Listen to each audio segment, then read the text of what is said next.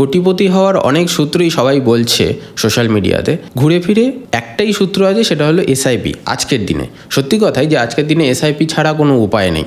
SIP the best উপায়।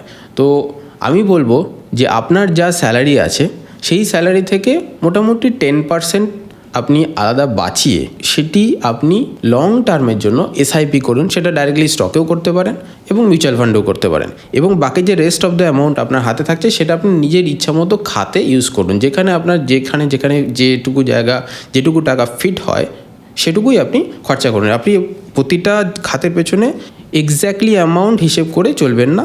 যেমন ভাড়া বাবদ, ইলেকট্রিসিটি বিল বাবদ এরকম আলাদা আলাদা ভাগ আপনার করা দরকার নেই। আপনি এটুকু ধরে রাখুন, 10% আমি এসআইপিতে ইনভেস্ট করব, বাকিটা আমি খরচা করব।